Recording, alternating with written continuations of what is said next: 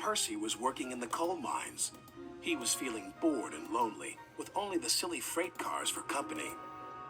"Cheer up, Percy," said his driver. "Sir Topham Hatt has told me that we must be here again tomorrow. We've just got to make the best of a bad situation." "I'll try, sir," sighed Percy. Next morning, the freight car started teasing Percy. "Percy, Percy, green and small, he's no use to us at all. Around the yards he'll puff and blow, but on the hills he's oh so slow. Be quiet." Then he took the freight cars to the coal hopper to be loaded up. Percy still felt glum as he puffed up to the top of the hill. He parked his freight cars and then set off back down to the mines.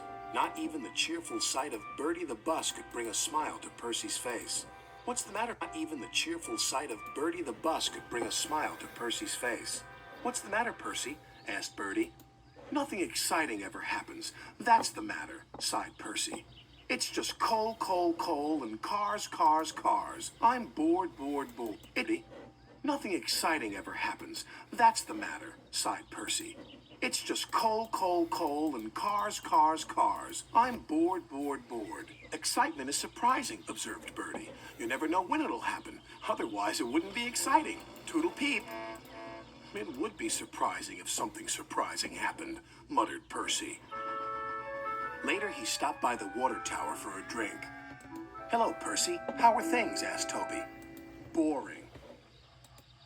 "Well, why not have a few fast spins on the turntable? You'll like that," said Toby. "I think it'd just make me giddy." Percy's driver interrupted. "Stop gossiping, you two. Cheer up, Percy. You'll soon know more about cars than any other engine." "That'll be exciting," called Toby. The freight cars were still grumbling, and there was more of them than ever.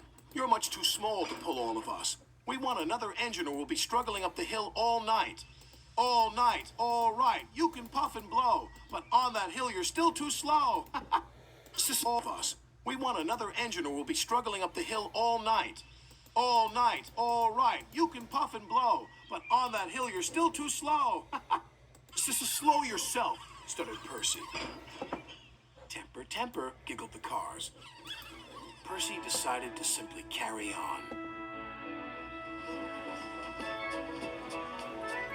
"Go to it, Percy," shouted the driver. Percy decided to simply carry on. "Go to it, Percy," shouted the driver.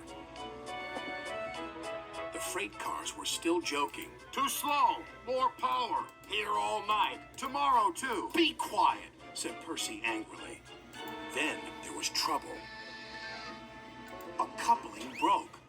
"Surprise, surprise! Catch us if you can!" "Oh no!" cried Percy.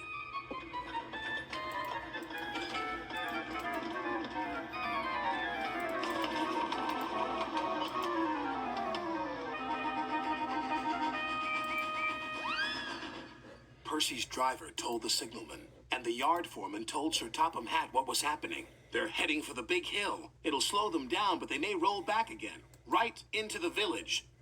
"Then we'll just have to stop them, won't we?" "Right into the village." "Then we'll just have to stop them, won't we?"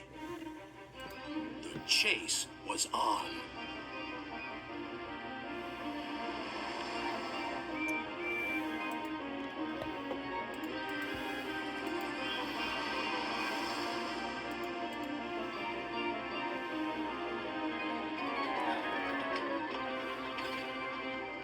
As they approached the hill, they overtook the freight cars.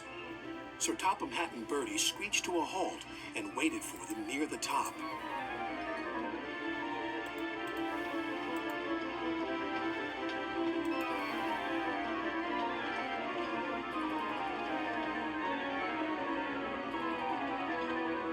The hill slowed the freight cars right down to a standstill. Then the men quickly put wooden blocks behind their wheels so they couldn't roll backwards. The freight cars were now secure. Just then, Percy arrived. Well, what did you think of that? Joked Bertie. A good chase. Just then, Percy arrived. Well, what did you think of that? Joked Bertie. A good chase is always exciting. It was certainly a surprise, decided Percy. And you were right, Bertie. A really useful engine should never be surprised by surprise.